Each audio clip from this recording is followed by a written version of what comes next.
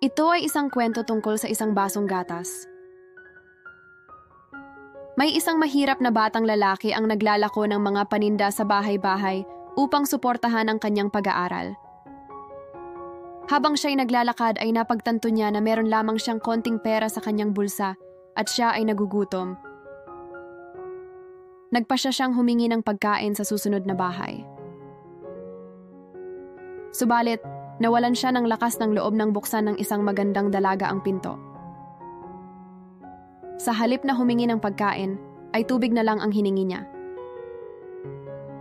Naisip ng babae na mukhang gutom ang batang lalaki, kaya binigyan niya ito ng isang malaking baso ng gatas. Ininom ito ng batang lalaki at pagkatapos ay nagtanong ito, "Magkano ang utang ko sa'yo?"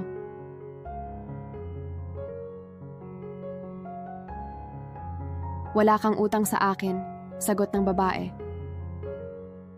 Itinuro sa amin ng aming inay na huwag tumanggap ng bayad para sa nagawang kabutihan. Sumagot ang batang lalaki, "Kung ganon, nagpapasalamat ako sa iyo mula sa aking puso." Sa pag-alis ng bata sa bahay na yon, hindi lang lumakas ang kanyang pakiramdam sa pisikal, kundi lumakas din ang kanyang pananampalataya sa Diyos at sa tao. Handa na siyang sumuko na sana sa buhay dahil sa sobrang kahirapan.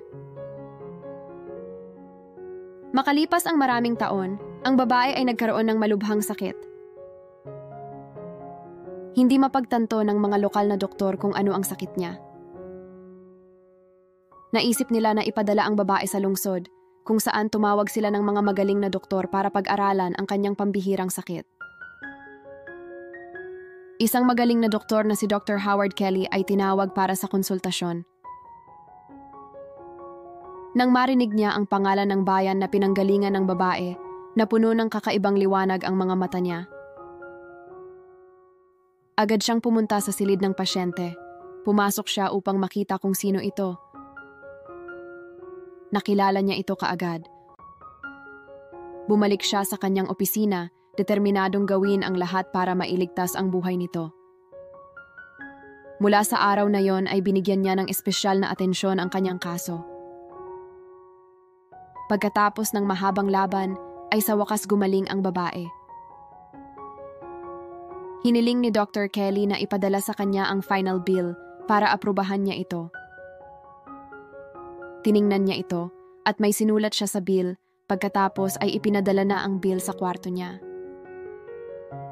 Nag-aalala ang babae na buksan ito dahil sigurado siyang aabutin ng buong buhay niya para mabayaran ito. Nung mabuksan niya ay nakita niya ang nakasulat dito. Ito ang nakasulat sa kanyang bill. Bayad na lahat dahil sa isang basong gatas. Ito ang tunay na kwento ng buhay ni Dr. Howard Kelly. Siya ay isang magaling at kilalang doktor, pero di niya kailanman nakalimutan ang isang basong gatas na binigay sa kanya o ang kabutihan na naranasan niya nung siya ay bata. Minsan, isang gawa lang ng kabutihan at pagmamalasakit ang kailangan para mabago ang buhay ng isang tao. Maging dahilan ka sa pagngiti ng iba. Maging dahilan ka para maramdaman ng iba na mahal sila at upang maranasan nila ang kabutihan ng tao. Maging mabuti tayo lagi dahil lahat ng tao ay may kinakaharap na laban na hindi natin alam. Sana'y nagustuhan niyo ang kwentong ito. Maraming salamat.